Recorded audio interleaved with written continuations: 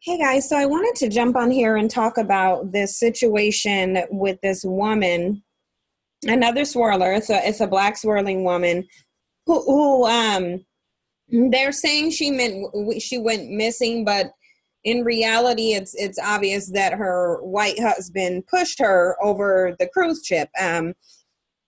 And as you see with the title, it says the missing woman reportedly argued with her husband before falling from the cruise ship. But the real story is that they actually got into an out-of-control fight and was kicked out of an area shortly after that.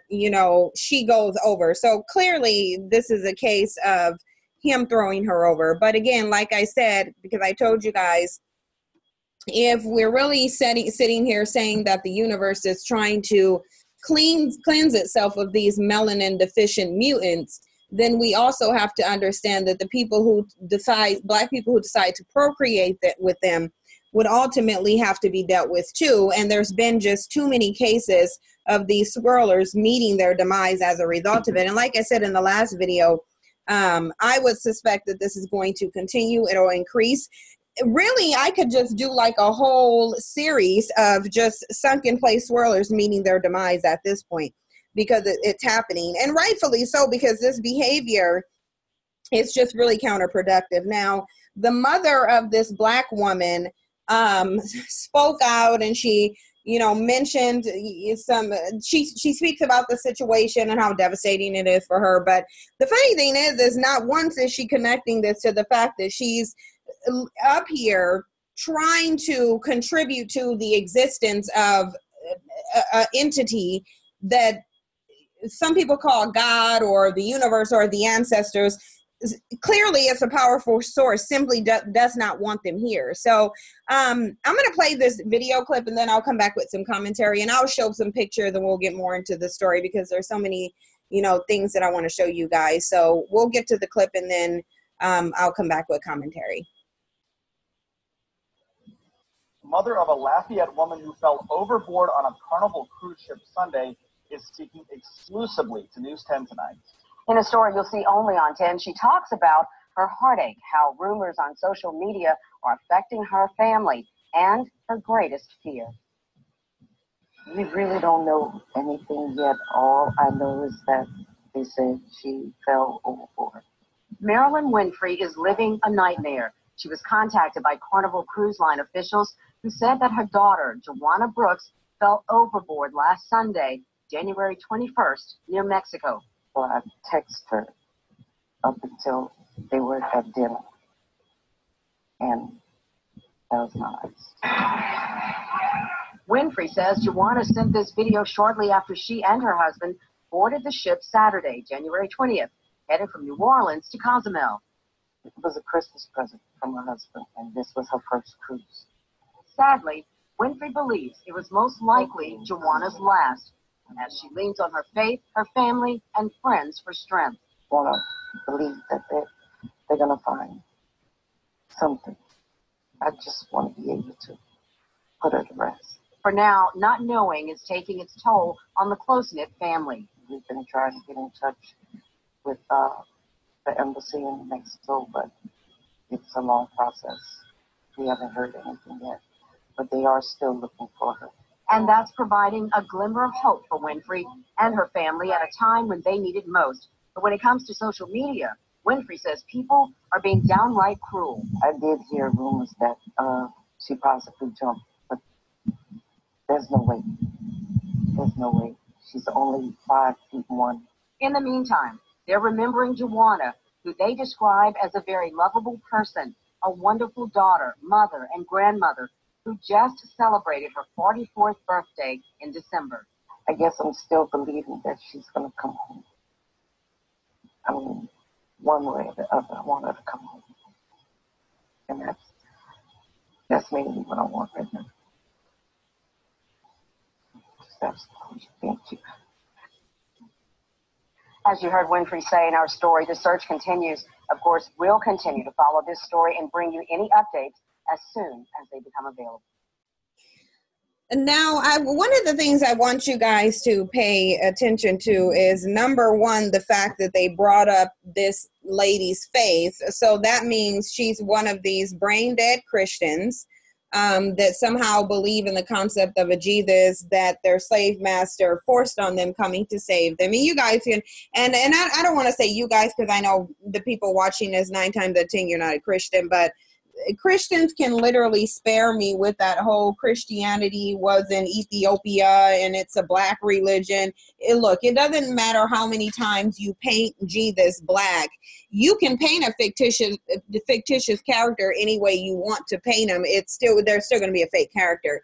If somebody gives me a coloring book with all the Disney characters in it, with like Cinderella and Snow White and all these other characters, I can color them in with a brown crayon, but that's not going to change the fact that they're white characters.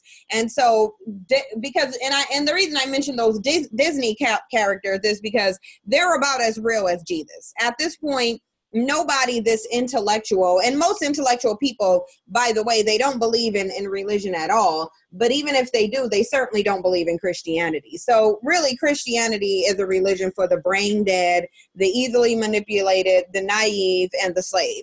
So, and really all of those are the same thing compounded. But did you guys notice how they said that she was thrown over on the Mexican side? So really, he could have got this cruise for her as a gift, and he could have waited until they got on the Mexican side, and then they have an argument. Then they throw her over. He throw her over, or he pushes her over, because the reality is if the situation happened in Mexico, that's out of the United States jurisdiction. So that man will completely get away with it. They can't find her body, even if they did find her body. I mean, keep in mind, she's pushed in the ocean on the Mexico side.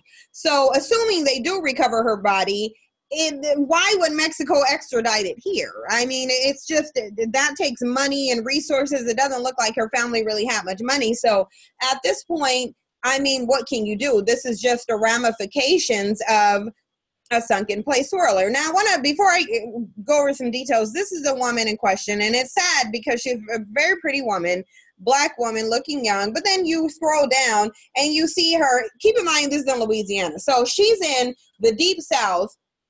And I particularly feel like the sunken place swirlers who date these demonic entities in the deep South, you're particularly disgusting, because that's like Confederate flag syndrome. That's why I tell you there's something mentally wrong, specifically with black people who believe that these should be their mates. So on first glance of it, you might get a little bit of sympathy, then you scroll down and see who she was with, and you're like, oh no, this wasn't an accident. This was a strategic plan. He murdered her. He murdered her on the Mexican side. Even if it was in America, he wouldn't get charged that much. But there's definitely nothing that's going to happen because he did it outside the jurisdiction of the U.S. So nothing's going to happen to him. And I'm sure she'll be forgiving. So this says Brooks' husband, Scott, had bought the cruise vacation as a Christmas gift for his wife. Okay. Now, let's get into some of the details. It says a 44-year-old woman who fell overboard from a Carnival ship into the Gulf of Mexico on Sunday night was on her very first cruise that had been given to her as a Christmas gift from her husband. And the funny thing is, I remember watching a Dateline, and this didn't have anything to do with interracial dating. It was either like a Snapped or a Dateline where a man, and I think it was Dateline, a man actually bought a vacation somewhere, I think it was in Mexico, for his wife, and then killed her in a hotel there. So this is what they'll do when they want to murder somebody and get away with it. It says Joanna Brooks, 44, was identified by her mother as the woman who fell overboard on the second day of a 5-day cruise while she was a passenger on the Carnival Triumph. I just want to believe that they're going to find something, her mother, Marilyn Winfrey, told KLFY in Louisiana. I just want to be able to put her to rest. And when you look at the mother and you see her disposition, she's completely passive. The way that she's taking it, it's just ridiculous. But again, this is the product of a slave mentality that just because some laws pass doesn't really mean anything. Brooks was seen falling overboard in the Gulf of Mexico. The Mexican Navy were still looking for her body on Wednesday. Brooks had been texting her mother in the moments before she vanished and had even sent her a video of getting on board the previous day. We've been trying to get in touch with the embassy in Mexico, but it's a long process and we haven't heard anything yet, but they're still looking for her, Winfrey said to the station. She dismissed rumors that Brooks may have deliberately jumped over the railing. And then it's so stupid. They talked about social media and how social media is sitting there being, social media is being harmful and harsh. But the only thing that they mentioned was them saying that she jumped over. How would that be harsh when they don't know what happened? That's a very likely possibility. Some people do jump off of cruise ships, but I don't think she jumped off. I think this white man pushed her off, and I'm gonna tell you why. So when we get into this article, it says missing woman reportedly argued with her husband before falling from a cruise ship. And again, I don't think that she fell, and in any normal circumstances, they would conclude that he murdered her. It says a 44-year-old Louisiana woman who went overboard from the Carnival cruise ship Triumph is said to have argued with her husband before she fell. According to WWL-TV, Joanna Brooks' mother spoke to a Lafayette television station and said her daughter was on a cruise with her husband at the Christmas present. We already know that. It was the second night of the 5-day trip. Passengers on board the trip say Brooks and her husband, Scott, were at dinner when they started arguing. Those passengers say the argument got out of control and the two were escorted out by security. About 30 minutes later, Brooks went overboard. The cruise ship docked in New Orleans Thursday as the search for Brooks' body continued in the Gulf of Mexico. The Mexican Navy is in charge of the search. Here at home, the FBI is working to figure out how she went over her balcony railing. Well, we already know that he pushed her over. Like, really? It's not hard to guess that he could have pushed her over. I mean, argument to the degree to where they're getting escorted out by security. So that's a very heated argument. He's angry. He probably they probably take the argument over somewhere else, and then she gets pushed off by him. Now, the funny thing is on cruise ship, it's not like they don't have surveillance cameras, because they do. So where are the cameras on the cruise ship? And can't they just look at the footage and see whether he pushed her off or she jumped off? Because it doesn't sound like, from what the mother said, that there was any suicidal history or any reason for her to jump off of it, which is why her mother is dismissing it. So in reality, it's more likely that, this is a case of a sunken place swirler meeting her demise. And people can sit here and say love is love and the heart wants what the heart wants. Look, the heart is not going to sit there and tell itself that it wants to love someone that's trying to murder you in a group of people. The heart isn't going to naturally direct you to find love within a group of people who are trying to destroy you. That's called you being a coon. And you shouldn't be blaming that on your heart. Your heart is simply an organ that must be guided by the mind and the body. Okay, so you choose to engage in relationships with these demonic entities in a manner that's going to be conducive to love, and then they want to blame it and say, oh, well, they just happen to find love only in the group of people who are extremely racist and who've been lynching and murdering and torturing and castrating and just look, I don't even need to go through the history. We all know the history. There isn't any logical reason why Black people should even like these people, let alone desire to marry them, be in intimate relations with the ships with them, bear children. So the reality of it is that we can look at this as another case of a sunken place swirler. And I'll tell y'all what I feel about this. Another one bites the dust. Another one bites the dust. And another one down, and another one down. Another one bites the dust. Hey.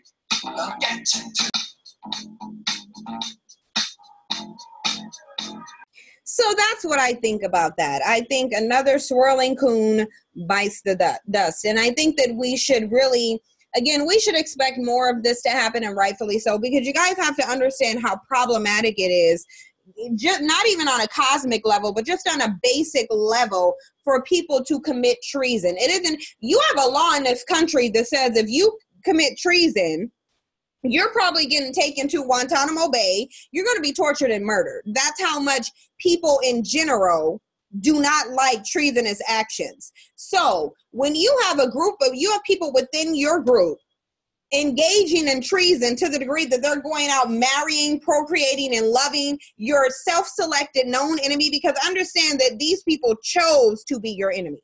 They chose to be your enemy when they went and slaughtered millions of your people and had the history that they had with slaving them and lynching them, and even today mass incarcerating them. So Black people are choosing to mate with their known enemy. You have to understand how treasonous this is, not only just on a cosmic level, but on a basic level. And I don't know why black people think that any God would smile favorably on them when they're willingly going to the side of evil. Because if you recognize that there is a battle between good and evil, and you understand who's causing the evil, if you go over there and love them, you are just as evil as they are.